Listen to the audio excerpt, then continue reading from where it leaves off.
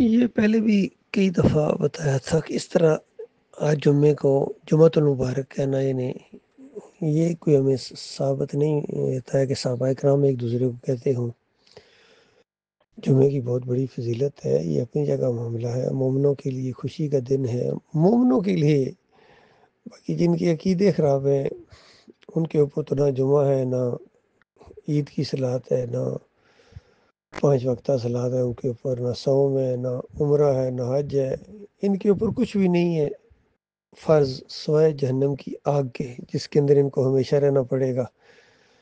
اور انہی فرقہ پرستوں کی وجہ سے آج امت مسلمہ کو عذاب نے آ گرا ہے، اور ذلت اور خواری ان کے ساتھ ایسی چمٹی ہے کہ گائے کا پیشاب پینے والے ہندو تک ان کو للکارتے ہیں۔ اندازہ لگائیے ان کی یہ جرت ہو گئی ہے کہ ان مسلمانوں کو للکاریں۔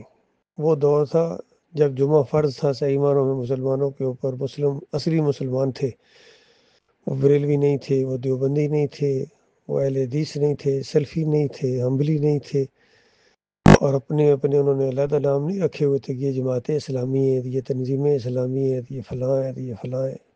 سب کے عقیدے خراب ہیں اور سب اسلام کا نام لیتے ہیں۔ مسئلہ سب سے بڑا یہ کھڑا ہو گیا، اور ان کی وجہ سے آج دوسرے جو غیر مسلم ہیں وہ اسلام کی طرف نہیں آ رہے ہیں۔ یہ ایسا دبا بن گئے ہیں اسلام کے اوپر، اسلام کے نام پر انہوں نے اسلام کا دشمن بنا دیا انسانوں کو۔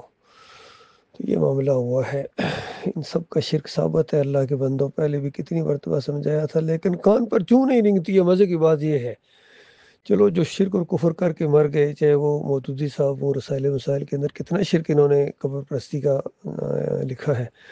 اپنی آٹو بایوگرافی کے اندر لکھتے ہیں کہ میری پیدائش سے 3 سال پہلے ایک مجذوب نے آ کے میرے والد صاحب کو خوشخبری سنائی تھی کہ آپ کے یہاں بیٹا پیدا ہوگا، بڑا علمی مدارج طے کرے گا اور اس کا نام ابو لالا رکھنا۔ یہ لکھا ہوا ہے، اندازہ لگائیے، ہر جگہ لکھا ہوا، ان کی خود نوشت کے اندر لکھا ہوا ہے۔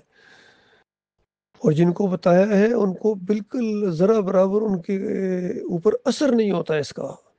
اسی طرح بھی ارشاد بھٹی صاحب نے یہ جو انٹرویو لیے ہیں لوگوں کے، کتنی ان کی شرکیہ واقعات، ان کی کتابوں کے حوالے ان کے منہ کے سامنے رکھے ہیں، تو طارق جمیل جیسے، طارق مفتی مسعود جیسے، اور مفتی حنیف جیسے لوگ، جتنے کوئی اثر ان کے اوپر نہیں ہوا ہے، نہ علی انجینئر کے اوپر کوئی اثر ہوتا ہے۔ کتنی دفعہ اس کو بتایا کہ دیکھو یہ شرک کرنے والوں کے پیچھے نمازیں نہیں ہوتی ہیں، لیکن نہیں مانتا، کہتا جی نہیں نمازیں تو پڑھنی، نمازیں نہیں چھوڑنی ان کے پیچھے۔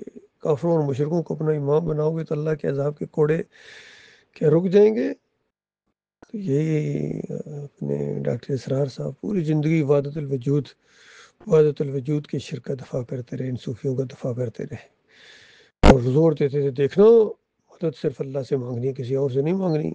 اب اللہ تعالیٰ کسی فرشتے کے ذریعے کسی روح کو بھیجتے، عبدالقادر جیلانی کی روح کو بھیج کے آپ کی مدد کرتے، یہ اللہ کا کام ہے۔ اس طرح شرک کے دروازے کھول کھول کے نا یہ کہتے تھے کہ شرک نہ کرنا، شرک نہ کرنا۔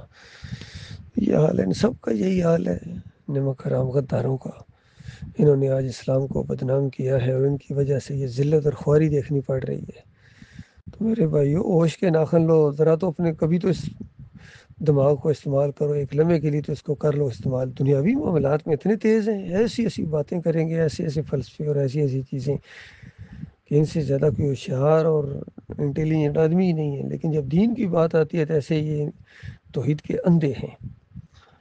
اللہ تعالیٰ ان کو سمجھ دے، مالک کرم میں شرک سے بچائے، ایمان خالص کے اوپر قائم رکھے۔